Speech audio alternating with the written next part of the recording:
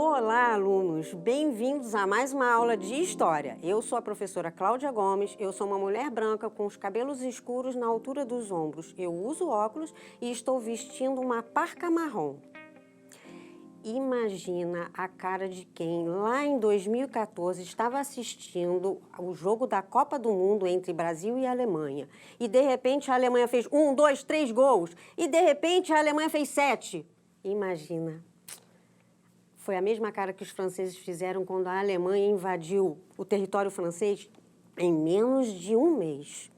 Então, hoje nós vamos falar sobre a Segunda Guerra Mundial. E vamos falar também do contexto político e econômico da Alemanha na década de 30. Nós vamos ver a entrada da Itália e do Japão no conflito, bem como a entrada dos Estados Unidos e da União Soviética e também do Brasil. Então, vem comigo que eu vou te contar essa história. O cenário político e econômico da Alemanha na década de 1930 era muito tenso e piorou com a quebra da Bolsa de Nova York em 1929, que piorou também a economia de toda a Europa. Mas a Alemanha principalmente porque, no final da Primeira Guerra, ela assinou o Tratado de Versalhes. E nesse tratado, que praticamente culpava a Alemanha pela guerra, a punia de forma muito severa, tanto a economia quanto a sua população. Então, os países se juntaram em blocos por afinidade ideológica. O primeiro grupo era formado pelas democracias liberais, ou seja, com pouca interferência do Estado na economia, composto pela Inglaterra, França e Estados Unidos. O segundo bloco era formado pelos países de economia capitalista, mas com regimes autoritários. A Alemanha, a Itália, a Espanha, a Grécia, a Polônia e Turquia. Mais tarde entrou o Japão. E a União Soviética, de regime socialista, que formava sozinha o terceiro bloco. Essa organização foi o embrião das alianças na Segunda Guerra Mundial.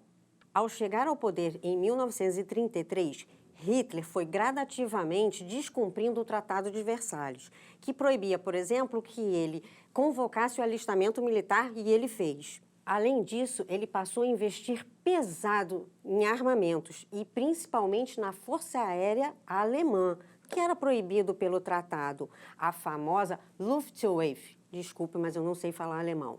E também saiu da Liga das Nações, que foi o órgão criado lá no final da Primeira Guerra a fim de tentar evitar novos conflitos mundiais.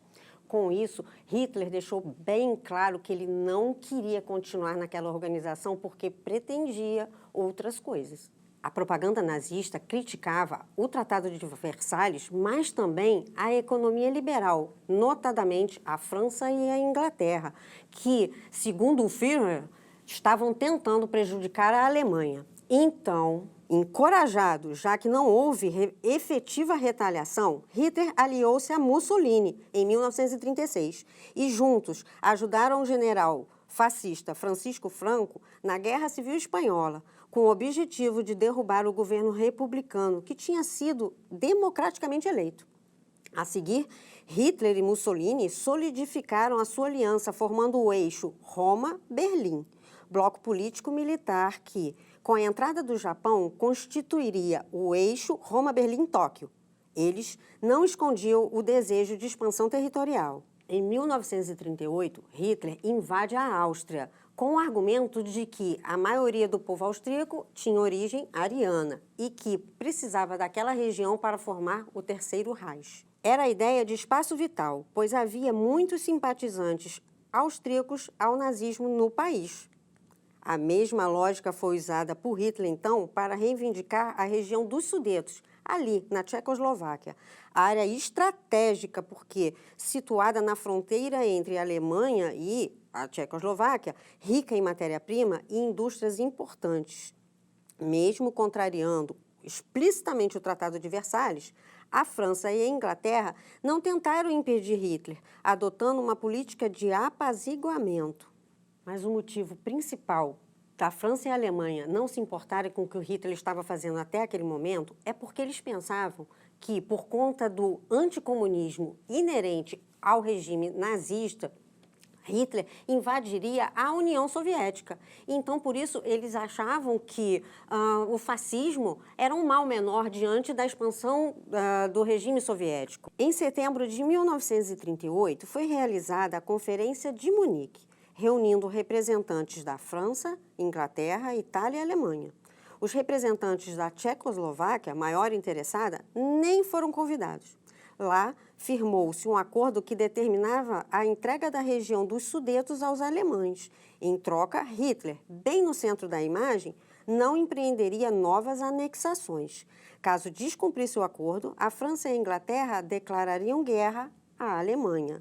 Porém, Hitler sabia do considerável contingente de soldados e do poder bélico da União Soviética, que naquele momento representava uma ameaça real às suas pretensões expansionistas, lá no leste europeu.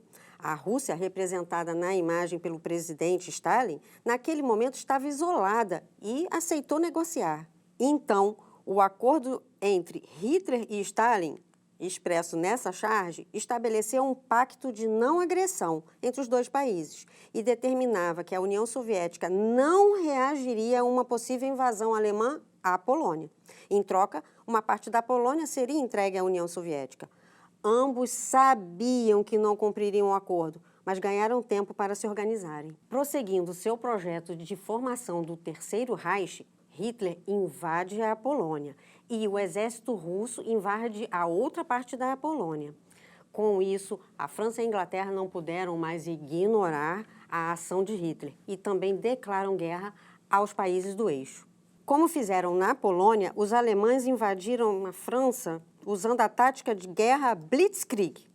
Como podemos ver no mapa, que está em alemão, a Alemanha, em azul, invadiu a Polônia e, usando a mesma tática de guerra Blitzkrieg, guerra relâmpago, invadiu a França, que está em vermelho, e que tinha como principais características o uso de bombardeios aéreos maciços, seguidos de um ataque terrestre realizado por tanques de guerra, que eram bem modernos na época. A rapidez do ataque visava impedir a reação adversária. Numa série de erros táticos, a França caiu em pouco mais de um mês, deixando o mundo perplexo, inclusive os alemães, que não esperavam tanta facilidade na invasão. E, em 14 de junho de 1940, o exército nazista invadiu e dominou Paris. Alguns dias depois, foi realizada em Compiègne a cerimônia de rendição da França, que dividiu o país em duas regiões. O norte foi ocupado pela Alemanha, enquanto o sul passou a ser administrado pelos franceses que colaboravam com o regime nazista, estabelecendo o governo de Vichy. Muitos franceses, descontentes com a postura do governo francês, se recusaram a aceitar o governo nazista e organizaram um movimento de resistência, a famosa Resistência Francesa. Foi comandada pelo general Charles de Gaulle, refugiado lá em Londres. Animado com a facilidade com que invadiu o território francês, Hitler enviou o seu exército para atacar a Inglaterra. Só que ele não contava com uma nova tecnologia dos ingleses, que era o radar, recentemente inventado. E os ingleses conseguiram resistir bravamente. Foi quando Winston Churchill disse uma frase que ficou famosa: "Nunca tantos deveram tanto a tão poucas pessoas." Churchill estava se referindo aos pilotos da Força Aérea Inglesa. E, frustrados os planos de invasão à Inglaterra, Hitler se volta para o leste europeu, para a União Soviética. Isso porque ele estava muito interessado nas riquezas da União Soviética, que eram ferro, cereais e petróleo. Além do devotado anticomunismo do regime nazista, Hitler invade a União Soviética na Operação Barbarossa. Em menos de 10 dias, o exército alemão fez 300 mil prisioneiros. E, assim como os judeus, os russos e os povos de origem eslava, que eram considerados uma raça inferior pelo nazismo, foram exterminados. O terror foi instaurado. Na mesma época da invasão da União Soviética, o Japão lançou um ataque aéreo fulminante contra Pearl Harbor, a base militar estadunidense no Pacífico. Em resposta, o governo do presidente Roosevelt declara guerra ao Japão e aos outros países do eixo. Além disso, conclamou outras nações do mundo a fazer o mesmo. É nesse momento que o Brasil entra no conflito. Sob o governo de Getúlio Vargas, político hábil e muito esperto, estava mantendo o Brasil neutro até esse momento, mas conseguiu dos Estados Unidos o financiamento para a construção da Siderúrgica Nacional. Em troca, o Brasil daria permissão para os Estados Unidos instalarem bases militares no Nordeste. E foi em 1942 que o Brasil declarou, então, guerra ao eixo e entrou ao lado dos aliados no conflito. Voltando à Europa, os planos de Hitler falharam e, na Batalha de Stalingrado, que é considerada, dentre todas as batalhas da Segunda Guerra, a mais sangrenta, Hitler e o seu exército começam a perder a guerra, pois os russos usaram a tática da terra arrasada, que significa que eles foram indo para o interior do país e destruindo tudo no caminho. Em Stalingrado, o confronto se estendeu durante alguns meses e os alemães, famintos e flagelados pelo inverno russo com temperaturas abaixo de 40 negativo, se renderam aos soviéticos. Estava quebrado assim o mito da invencibilidade nazista. E, a partir de 1943, o Exército Vermelho começou a marchar em direção a Berlim, abrindo a primeira frente de luta dos aliados contra o eixo. No Pacífico, os Estados Unidos já haviam ganhado do Japão na Batalha de Midway e, em seguida, através da Sicília, partem para a Itália para a sua libertação.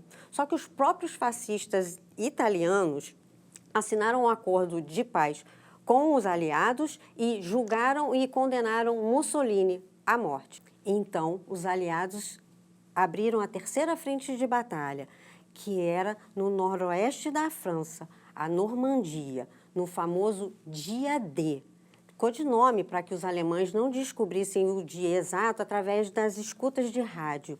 Os alemães foram pegos de surpresa e o avanço anglo-americano tornou-se irresistível. Em agosto de 1944, os aliados libertaram Paris e, a seguir, marcharam em direção a Berlim. Mesmo após sucessivas derrotas, Hitler recusava-se a se entregar e ordenou que seus generais executassem qualquer soldado que ameaçasse desertar. Em março de 1945, as tropas aliadas atravessaram a fronteira alemã e, no final do mês seguinte, o Exército Vermelho, o Exército Soviético, chegou próximo à capital de Berlim. Diante do avanço das tropas aliadas e sem possibilidade alguma de vitória, no dia 30 de abril de 1945, Hitler se matou e, em maio, a Alemanha se rendeu. Apesar da guerra na Europa ter acabado, no Pacífico as batalhas continuaram por mais alguns meses. Porém, os norte-americanos resolveram utilizar uma nova arma. Em 6 de agosto de 1945, lançaram a primeira bomba atômica sobre a cidade de Hiroshima. E 3 dias depois, lançaram a segunda bomba sobre a cidade de Nagasaki. Cerca de 280 mil pessoas morreram. O presidente, na época, disse que era para não morrerem mais americanos. Todavia, sabemos que não havia necessidade de tamanho poder bélico contra 2 cidades de civis. Por que, então, os Estados Unidos fizeram isso? Na verdade, a bomba tinha 2 funções: mostrar para o mundo o poder bélico americano e mostrar principalmente para a União Soviética o poder dos Estados Unidos. Resumindo nossa aula de hoje, vimos o contexto social e político da Alemanha. Vimos a participação da Itália e do Japão na Segunda Guerra. Vimos o início do conflito e seus desdobramentos. Vimos o papel dos Estados Unidos e a participação do Brasil. E também vimos a importância da União Soviética na vitória contra o nazismo. Nossa aula está terminando, mas eu gostaria de deixar um desafio para vocês. Como citei anteriormente, o nazismo perseguiu judeus, mas não só. Comunistas, socialistas, homossexuais, ciganos e até testemunhas de Jeová também foram perseguidos. Isso porque os nazistas acreditavam na superioridade da raça ariana, que o mal judeu deveria ser exterminado da Europa. A política de segregação logo se transformou numa política de assassinatos sistemáticos nos campos de extermínio dos judeus, como vemos na imagem. Tamanho horror, tamanho absurdo, fez com que muitas pessoas não acreditassem no que estava acontecendo. Mas o fato é que 6 milhões de judeus foram exterminados nos campos de concentração, sendo 1,5 milhão de crianças, principalmente nas câmaras de gás. Esses acontecimentos inspiraram o poeta Vinícius de Moraes a escrever um poema que ganhou uma linda interpretação musical na voz de Ney Matogrosso, que diz: pensem nas mulheres rotas alteradas, pensem nas feridas como rosas cálidas. E segue o poema. Tendo em vista, então, a construção poética engajada e o papel da arte na luta contra a violência, o desafio de hoje é: pesquise sobre as violências cotidianas e exemplos de como a arte denuncia os genocídios do século XXI. Nossa aula fica por aqui, mas eu convido vocês a ficarem ligados na próxima aula de História. Tchau!